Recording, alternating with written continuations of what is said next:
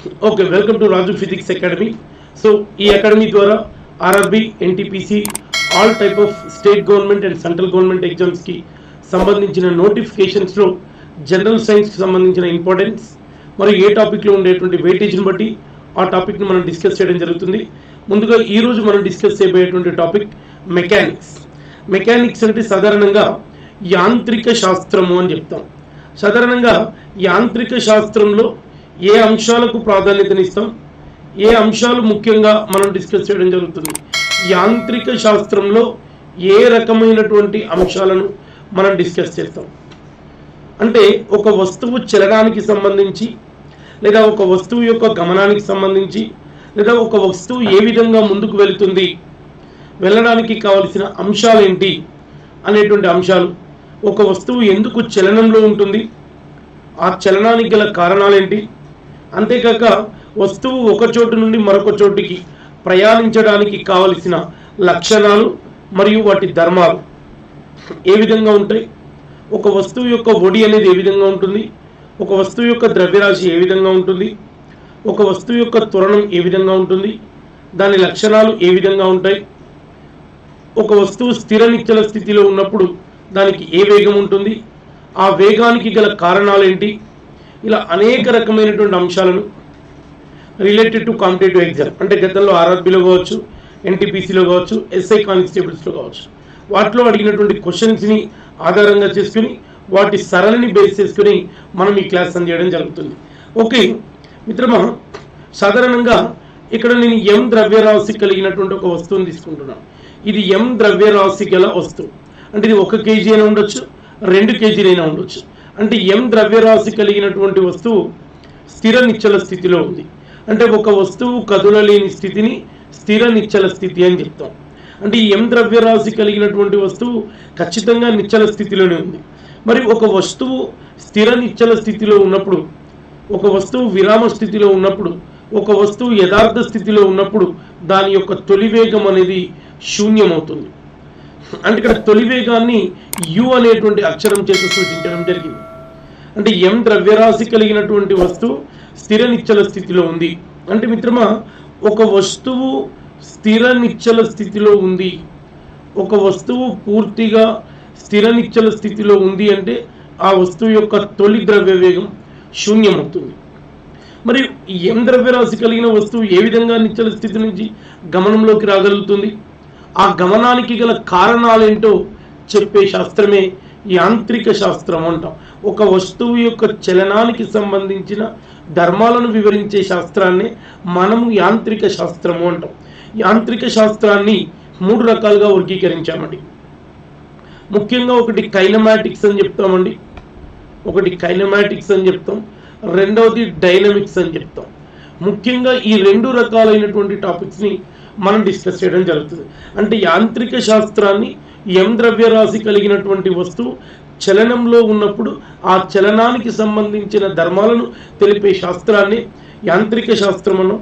ఈ యాంత్రిక శాస్త్రాన్ని 2 భాగాలుగా వర్గీకరించడం, ఒకటి కైనమాటిక్స్ అని, రెండవది డైనమిక్స్ అని చెప్పుకున్నాం. మరి వీటి యొక్క ధర్మాలు ఏ విధంగా ఉంటాయి, వీటి యొక్క లక్షణాలు ఏ విధంగా ఉంటాయి, ఆ వస్తువు చలనానికి కావలసిన అంశాలు ఏంటి అనేటువంటి అంశాలను మనం ఈ టాపిక్లో క్లియర్గా డిస్కస్ చేస్తాం. ముందుగా ఇక్కడ నేను కొంత ద్రవ్యరాశి కలిగినటువంటి వస్తువు తీసుకుంటున్నాను సార్. ఇది ఎం ద్రవ్యరాశి కలిగినటువంటి వస్తువు.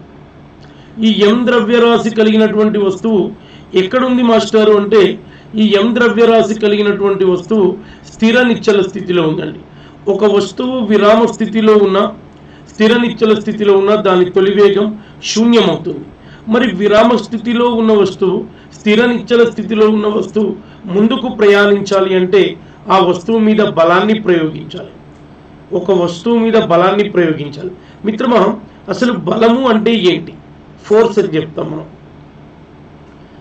సాధారణంగా బలము అంటే కొంత ద్రవ్యరాశి గల వస్తువుని నెట్టుట లేదా తొయ్యుట లేదా లాగుటను బలము అంటాం. కొంత స్థిర ద్రవ్యరాశి కలిగినటువంటి వస్తువుని నెట్టడం కానీ, లేదా తొయ్యడం కానీ, లేదా కదిల్చడాన్ని కానీ బలము అంటాం. అంటే ఎం ద్రవ్యరాశి కలిగిన వస్తువు మీద ఎఫ్ అనేటువంటి బలాన్ని ప్రయోగిస్తున్నాం. బలము అంటే నెట్టడం లేదా తొయ్యడం లేదా లాగడం. Push or pull of the object is called as force అని చెప్తాం. అంటే కొంత ద్రవ్యరాశి కలిగిన వస్తువు మీద బలాన్ని ప్రయోగించడం వల్ల, ఒక వస్తువు మీద బలాన్ని ప్రయోగించడం వల్ల దాని స్థానంలో మార్పు తీసుకురావచ్చు, దాని స్థితిలో మార్పు తీసుకురావచ్చు, దాని దిశలో మార్పు తీసుకురావచ్చు, వేగంలో మార్పు తీసుకురావచ్చు, గమనంలో మార్పు తీసుకురావచ్చు. కానీ వస్తువు ద్రవ్యరాశి మాత్రం మారదండి. ఒక వస్తువు మీద బలాన్ని ప్రయోగించడం వల్ల మార్పు రాని భౌతిక రాశి ఏదంటే ద్రవ్యరాశి మాత్రమే. బల ప్రయోగం వల్ల వస్తువు యొక్క స్థితిని కానీ, స్థానాన్ని కానీ, దిశను కానీ, వేగాన్ని కానీ మార్చవచ్చు. కానీ ఆ వస్తువు యొక్క ద్రవ్యరాశిని మార్చడం సాధ్యం కాదు.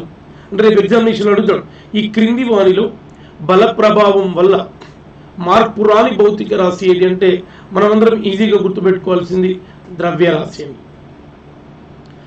ఇక్కడ మిత్రమా, ఎం ద్రవ్యరాశి కలిగినటువంటి వస్తువు మీద బలాన్ని ప్రయోగించాలి మాస్టర్.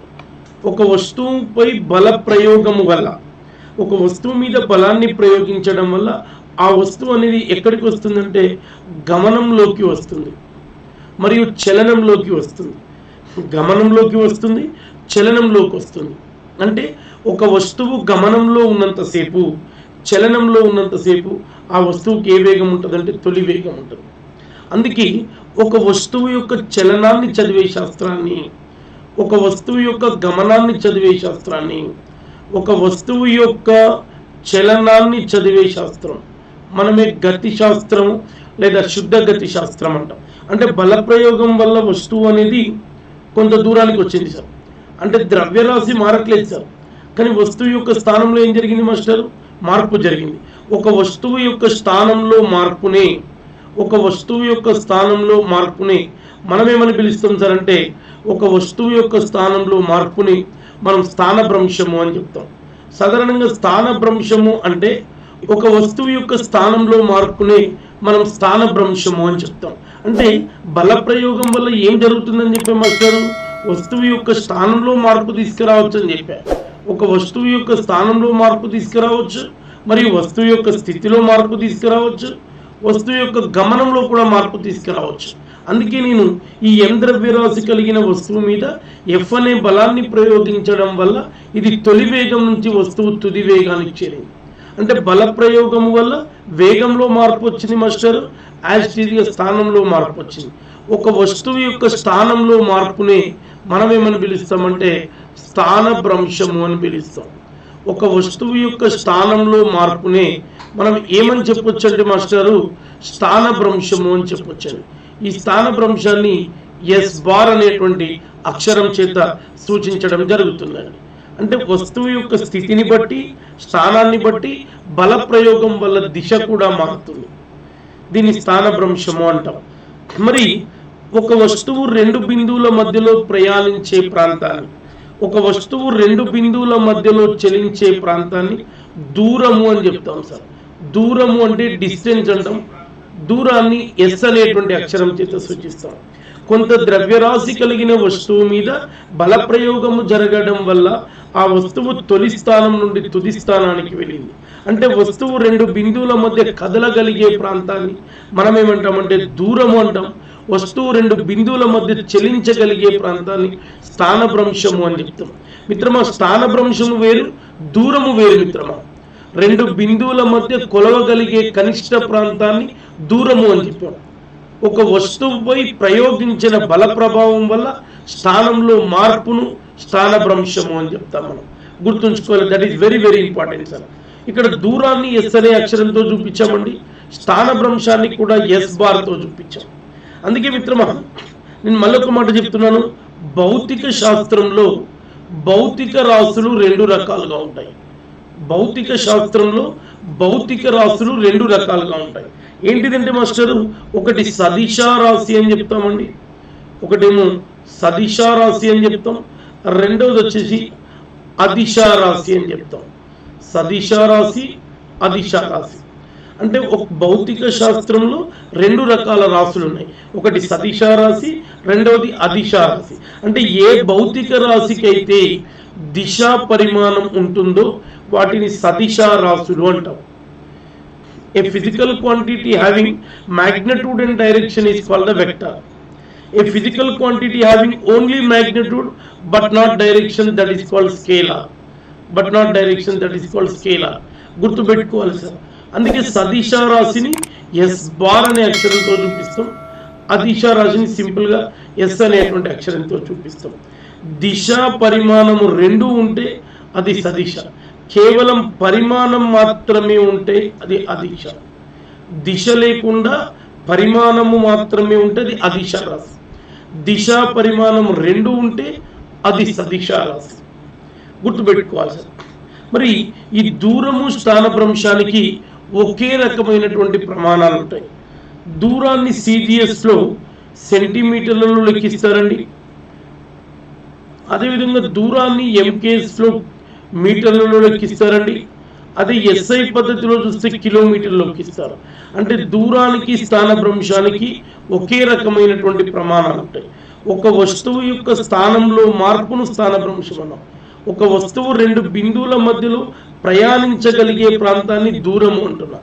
అందుకే దూరము అనేది అదిశ రాశి, స్థానభ్రంశము అనేది సదిశ రాశి అని చెప్పారు. దిశ పరిమాణం ఉంటే సదిశ, కేవలం పరిమాణము మాత్రమే ఉండి దిశపై ఆధారపడకపోతే అది అదిశ రాశి అని చెప్పారు. ఈ రెండు భౌతిక రాశులకి ఒకే రకమైనటువంటి ప్రమాణాలు ఉన్నాయి. సిజిఎస్ పద్ధతిలో కావచ్చండి, ఎంకేఎస్ పద్ధతిలో కావచ్చు, ఎస్ఐ పద్ధతిలో కూడా కావచ్చండి. It is very very clear and important point అని గుర్తుపెట్టుకోవాలి సార్. మరి ఇక్కడ నేనేం చేస్తున్నంటే మాస్టరు, ఎం ద్రవ్యరాశి కలిగినటువంటి వస్తువు సార్, ఎం ద్రవ్యరాశి కలిగినటువంటి వస్తువు, ఆ వస్తువు మీద బలాన్ని ప్రయోగించడం వల్ల ఏం జరిగింది మాస్టరు, తొలి వేగం నుంచి తుది వేగానికి వచ్చింది. అంటే వస్తువు యొక్క స్థానంలో ఏం జరిగింది, మార్పు. ఆ వస్తువు యొక్క స్థానంలో మార్పును ఏమన్నారు, స్థానభ్రంశము అని చెప్పారు. ఇప్పుడు ఒక చిన్న అప్లికేషన్ ఇస్తాను సార్ నేను మీకు. ఏమి ఇస్తాను సార్ అంటే, it is very very important sir. Examination point of వ్యూలో మనకు బాగా యూజ్ అయ్యేటువంటి పాయింట్ సార్. ఒక క్రీడాకారుడు వృత్తాకార మైదానంలో తిరుగుతున్నాడు. Very important sir. ఒక క్రీడాకారుడు వృత్తాకార మైదానంలో తిరుగుతున్నాడు. ఇతడు 4 చుట్లను చుట్టినాడు. ఈ కంప్లీట్ 4 రౌండ్స్ అండి. ఈ పాయింట్ బాగా గుర్తుపెట్టుకోవాలి. 4 చుట్లు తిరిగినాడు. ఒక్కొక్క చుట్టు పరిధి 6 మీటర్లు.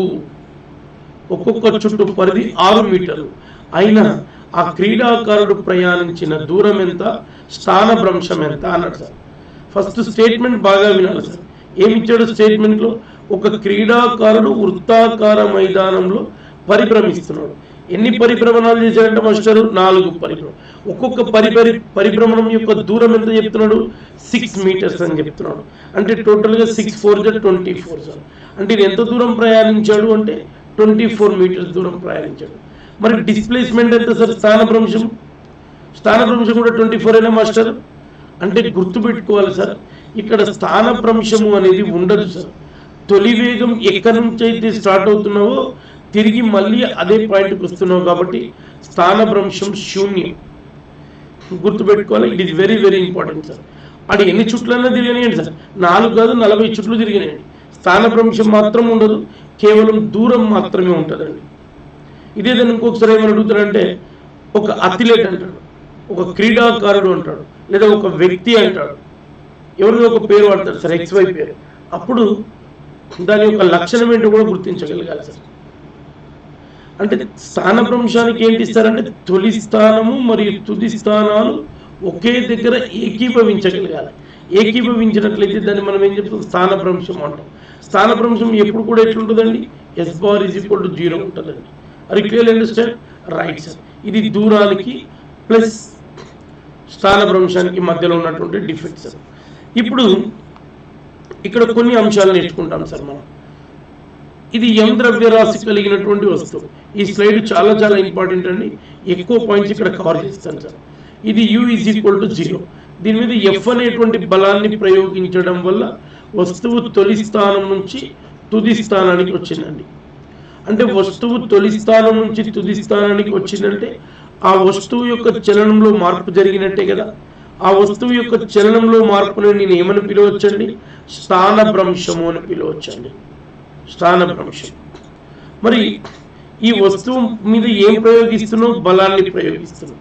మరి బలాన్ని ప్రయోగించినప్పుడు వస్తువు చలనంలోకి వచ్చి గమనంలోకి వచ్చి వి అనే తుది వేగం దగ్గర ఆగిపోయిందండి.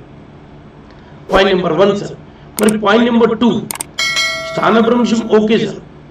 మరి రెండో పాయింట్ ఏంటి అంటే సాధారణంగా కొంత ద్రవ్యరాశి కలిగినటువంటి వస్తువులు, నిర్దిష్ట ద్రవ్యరాశి కలిగినటువంటి ఏ వస్తువు అయినా స్థిరంగానే ఉంటుంది.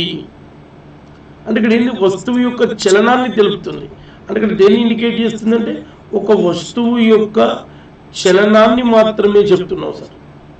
దానికి సంబంధించిన చలన ధర్మాలను గురించి మాత్రం మాట్లాడుతున్నావు సార్. ఈ ఎం ద్రవ్యరాశి కలిగినటువంటి వస్తువు ఎఫ్ అనేటువంటి బాహ్య బలాన్ని ప్రయోగించడం వల్ల కొంత దూరం ప్రయాణించాడు. ఎంతకాలం ప్రయాణించాడు? 1/2 కిలోమీటర్, 1 కిలోమీటర్. అందుకే OD is equal to OD, ఇంగ్లీష్లో స్పీడ్ అంటాం, వి ఈజ్ ఈక్వల్ టు S/T. ఇది ఓడి, గుర్తుపెట్టుకోండి సార్. స్పీడ్ అంటాం సార్ మనం ఇంగ్లీష్లో. Speed is equal to distance by time అంటాం. అంటే సాధారణంగా దూరము స్థానభ్రంశం నుంచి తీసుకున్నటువంటి పాయింటే. ఈ రెండింటి దగ్గర నుంచి తీసుకున్నటువంటి పాయింట్ ఏనండి. ఈ రెండింటిని దగ్గర తీసుకుని ఏం చేశాను నేను, ఓడి ఈజ్ ఈక్వల్ టు ఫార్ములా ఏంటంటే యాక్చువల్గా ఓడి వి ఈజ్ ఈక్వల్ టు దూరము బై కాలం. దూరాన్ని అక్షరంతో చూపించాం S, కాలాన్ని దేంతో చూపిస్తే T. అప్పుడు ఓడికి ఫార్ములా ఏమవుతుంది? S/T అవుతుంది. Very very important sir. మరి వస్తువు యొక్క లక్షణాన్ని బట్టి ఓడి ఈజ్ ఈక్వల్ టు ఏం చెప్పాము సార్ మనము? దూరము బై కాలము అని చెప్పాము. దూరము బై కాలం. మరి ఇప్పుడు ఓడికి CGS ప్రమాణం అన్నాడు అనుకోండి సార్. ఇప్పుడు ఫార్ములా ఏం చెప్పాము సార్ మనము? బాగా గమనించండి సార్. ఇక్కడ ఫార్ములా ఏం తీసుకున్నామంటే V is equal to S/T అని తీసుకున్నాం. V అంటే ఏంటి సార్? దూరాన్ని సెంటీమీటర్, టైంని సెకండ్. సెంటీమీటర్ పర్ సెకండ్ అనేది ఎవరికి ప్రమాణం? ఓడికి ప్రమాణం. ఏ పద్ధతిలో ప్రమాణం అండి? CGS పద్ధతిలో ప్రమాణం. ఒకవేళ MKS పద్ధతిలో ప్రమాణం చెప్తే ఏం చేస్తారు? Metre per second. ఎవరికి ప్రమాణం అండి? ఓడికి ప్రమాణం. ఏ పద్ధతిలో ప్రమాణం? MKS పద్ధతిలో ప్రమాణం. ఇప్పుడు దూరాన్ని కిలోమీటర్లో కొలుస్తామండి. కిలోమీటర్ పర్ అవర్ అండి. ఇది ఎవరికి ప్రమాణం? ఓడికి ప్రమాణం. ఏ పద్ధతిలో ప్రమాణం అండి? SI పద్ధతిలో ప్రమాణం.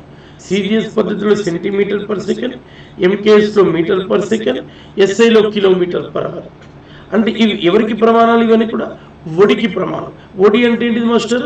దూరము బై కాలం అని గుర్తుపెట్టుకోండి. నెక్స్ట్ పోతే వేగము అనేటువంటి భౌతిక రాశి అండి. వేగం, వెలాసిటీ అంటాం. వేగాన్ని V అనే అక్షరంతో చూపిస్తాం. ఇక్కడ కూడా అంతే సార్. ఒక వస్తువు, ఇది M ద్రవ్యరాశి కలిగినటువంటి వస్తువు. దీని మీద బల ప్రయోగం చేయడం వల్లే తొలి స్థానం నుంచి తుది స్థానానికి ప్రయాణిస్తుంది. అంటే ఇప్పుడు ఈ రెండు బిందువుల మధ్యలో చలించే ప్రాంతాన్ని ఏమన్నా స్థానభ్రంశం అన్నాం. అంటే ఎంత కాలంలో ప్రయాణిస్తుంది వస్తువు? T అనే సెకండ్ల కాలం. T is equal to 1 minute కావచ్చు, 10 మినిట్ కావచ్చు. అందుకే V ఈజ్ ఈక్వల్ టు నేను ఏమంటున్నానంటే S/T అంటున్నాం. గుర్తుపెట్టుకోవాలి. V అంటే ఇక్కడ ఏం సార్? ఇక్కడ ఓడి మరియు దూరం రెండు అదిశ రాశి. ఇక్కడ ఓడి అనేది అదిశ రాశి, అదేవిధంగా దూరము అనేది కూడా అదిశ రాశి. ఇక్కడికి వచ్చేసరికి వేగము సదిశ రాశి. వేగము V is equal to S/T. It is very very important bit sir. దూరంలో మార్పు రేటును వేగము అంటాం. V is equal to S/T. Yes. The next one sir, ఇక్కడ ఏం మాట్లాడుతున్నాం సార్? ఒడిని మాట్లాడాం. వేగం సార్, త్వరణము అని చెప్తాం సార్. ఇక్కడే ఈ త్వరణం, యాక్సిలరేషన్ అంటాం. ఇప్పుడు కొంత ఎత్తులో M ద్రవ్యరాశి కలిగినటువంటి వస్తువు ఉంది సార్. ఇది కొంత ఎత్తు సార్. ఈ హైట్లో M ద్రవ్యరాశి కలిగినటువంటి వస్తువు ఉంది. మరి ఈ M ద్రవ్యరాశి కలిగినటువంటి వస్తువు క్రింది భాగంలోకి వస్తున్నాడు సార్. అంటే ఏమవుతుంది సార్? ఒక వస్తువు కొంత ఎత్తులో ఉంది. కొంత ఎత్తులో నుంచి ఎక్కడ పడుతుంది? నేల మీద పడుతుంది సార్. ఒక వస్తువు పైనుంచి కింద పడడాన్ని ప్రక్షిప్త వస్తువు అని చెప్తాం సార్. ఒక వస్తువు పైనుండి కింద పడడాన్ని ఏమని చెప్పాలి మనం?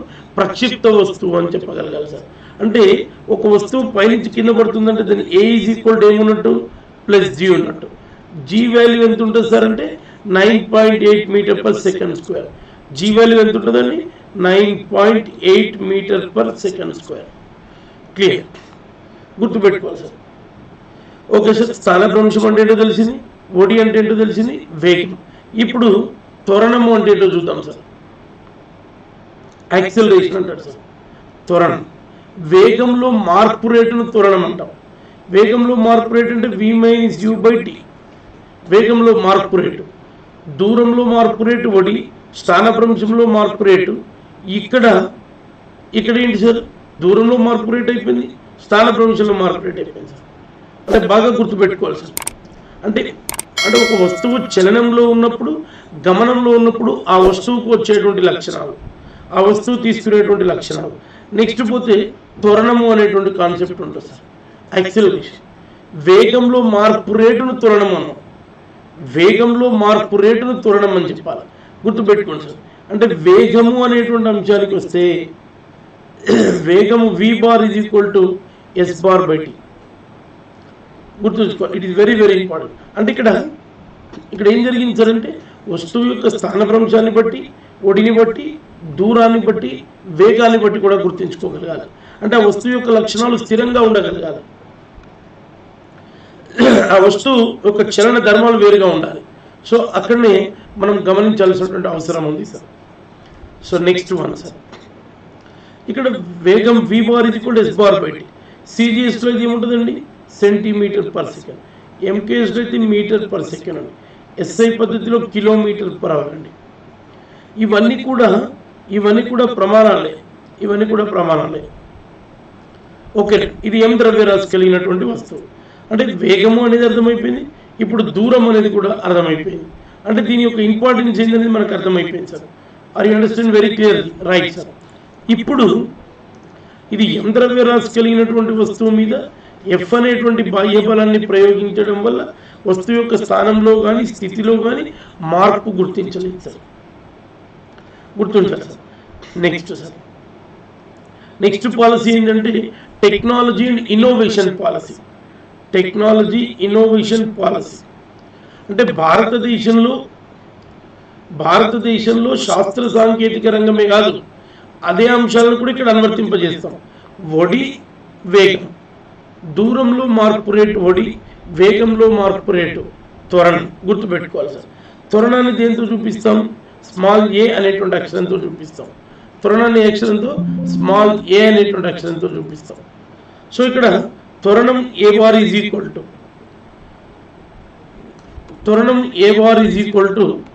అంటే ఆ త్వరణం a bar is equal to v-u/t. v అంటే తుది వేగం, u అంటే తొలి వేగం, t అంటే వేగం. గుర్తుపెట్టు, t అంటే కాలం. ఇక్కడ ఆల్రెడీ మనం చెప్పుకున్నాం సార్. ఈ m ద్రవ్యరాశిలో వస్తూ u అనేటువంటి స్థితి నుంచి ఎక్కడ దాకా వచ్చాడు, v అనే స్థితి దాకా వచ్చాడు. అంటే వస్తువు తొలి వేగం నుంచి ఎక్కడ దాకా వస్తుంది, తుది వేగం దాకా వస్తుంది. అంటే వస్తువు యొక్క చలనాన్ని తెలుపుతుందా లేదా? అందుకే పైనుంచి కింద పడేటువంటి వస్తువులను ప్రక్షిప్త వస్తువులు అంటారు. గుర్తుపెట్టుకోండి సార్. ఏమంటారంటే వాటిని ప్రక్షిప్త వస్తువులు అని చెప్తారు. ఓకే, ఇది జనరల్గా మొదటి పాయింట్లో మనం తీసుకోవాల్సినటువంటి అవసరం ఉండేటువంటి పాయింట్. అంటే ఇప్పుడు వేగం అర్థమైపోయింది, ఒడి అర్థమైపోయింది, త్వరణం అర్థమైపోయింది. ఇప్పుడు వీటిని ఆధారంగా చేసుకొని మనం గుర్తించబోయే పాయింట్స్లో ముఖ్యంగా వివిధ అంశాల చేత తొలి వేగాలు, తుది వేగాలు ఉంటాయి సార్. వాటి యొక్క లక్షణాలు చూడండి. ఇప్పుడు మనము ఒడి అంటే ఏంటో డిస్కస్ చేసామండి, ఒడితో పాటుగా వేగం డిస్కస్ చేసాం. సాధారణంగా ఇక్కడ మనం రెండు అంశాలకు ప్రాధాన్యత ఇద్దాం. ఒడి అని ఎప్పుడైతే డిస్కస్ చేస్తున్నామో మాస్టరు, ఒడి అనేటువంటి కాన్సెప్ట్ మనం కనుక గమనిస్తే ఇక్కడ ఒడి ఈజ్ ఈక్వల్ టు దూరము బై కాలం అన్నాం. ఇక్కడ ఒడి అనేది ఏ భౌతిక రాశి అని చెప్పాను మనము? ఒడి అనేది పూర్తిగా అదిశా రాశి అని చెప్పాము. ఒడి అనేది అదిశా రాశి. అంటే దీనికి మిత్రమ పరిమాణము మాత్రమే ఉంటుంది, దిశ ఉండని భౌతిక రాశి. మరి ఇక్కడ వేగము చూస్తే దీనికి పరిమాణం ఉంటుంది మాస్టర్, దిశ ఉంటుంది. అంటే దిశ పరిమాణము రెండూ కలిగినటువంటి భౌతిక రాశులను మనం ఏం చెప్తాము అంటే, బాగా గమనించాలండి, దిశ పరిమాణము రెండూ కలిగినటువంటి భౌతిక రాశులు ఏవైతే ఉంటాయో వాటిని మనం ఏమని చెప్తాము అంటే, గమనించొచ్చండి, ఒక వస్తువు యొక్క చలనానికి సంబంధించి, ఒక వస్తువు యొక్క గమనానికి సంబంధించిన అంశాలను కనుక ప్రాధాన్యతగా తీసుకుంటే ఆ వస్తువు చలనానికి సంబంధించిన అంశాలను గుర్తించవచ్చు. అందుకే ఇక్కడ ఏం చెప్పాము సార్, ఒడి అనేది అదిశా రాశి అని చెప్పాము. వేగము అనేది ఏం చెప్పామంటే వేగము సదిశ రాశి అని చెప్పాం. త్వరణము ఏ భౌతిక రాశి అంటే ఇది కూడా సదిశ రాశి. గుర్తుపెట్టుకోండి సార్. దూరంలో మార్పు రేటు వేగం, వేగంలో మార్పు రేటు త్వరణం సార్. రెండు అంశాలకు ప్రాధాన్యత ఇచ్చేసాను నేను. కానీ ఇక్కడ ఒడికి ఏ ప్రమాణాలు అయితే చూసినామో వేగానికి కూడా అవే ప్రమాణాలు ఉంటాయి. అంటే దూరానికి ఉండేటువంటి ప్రతి ప్రమాణం స్థానభ్రంశానికి ఉంటుంది. అట్లనే ఒడికి ఉండే ప్రతి ప్రమాణం ప్రతి ధర్మం కూడా ఉంటుంది సార్. అంటే ఒక వస్తువు యొక్క చలనానికి సంబంధించినటువంటి ధర్మాలు అని చెప్పుకోవచ్చు సార్. మరి కొంత ద్రవ్యరాశి కలిగినటువంటి వస్తువు, ఇక నేను ఎం ద్రవ్యరాశి కలిగినటువంటి వస్తువుని తీసుకున్నాను సార్. ఈ ఎం ద్రవ్యరాశి కలిగినటువంటి వస్తువు స్థిర నిశ్చల స్థితిలో ఉంది సార్. ఒక వస్తువు మీద బలాన్ని ప్రయోగించడం వల్ల ఆ వస్తువు ఎం ద్రవ్యరాశి కలిగినటువంటి వస్తువు స్థిర నిశ్చల స్థితిలో ఉంది. ఆ వస్తువు మీద బలాన్ని ప్రయోగించడం వల్ల ఆ వస్తువు యొక్క స్థానంలో ఏం జరుగుతుందండి? మార్పు జరుగుతుందండి. అంటే బల ప్రయోగం వల్ల వస్తువు యొక్క స్థానంలో ఏం జరిగింది సార్? మార్పు జరిగింది. అంటే ఇక్కడ దేని గురించి మేజర్గా చెప్తున్నాం? వస్తువు యొక్క చలనం లేదా వస్తువు యొక్క గమనం. అంటే ఒక వస్తువు యొక్క గమనాన్ని నిర్దేశించి, ఒక వస్తువు యొక్క చలనాన్ని నిర్దేశించి వాటిని గురించి తెలుసుకునేది మన గతి శాస్త్రం సార్. దాంట్లో ముఖ్యంగా 3 ధర్మాలు ఉన్నాయి సార్. న్యూటన్ అనేటువంటి శాస్త్రవేత్త ఒక వస్తువు చలనానికి సంబంధించి, ఒక వస్తువు యొక్క గమనానికి సంబంధించి 3 రకాల నియమాలు ప్రతిపాదించాడు. సో మొదటి గమన నియమం అండి, రెండవ గమన నియమం అండ్ మూడవ గమన నియమం.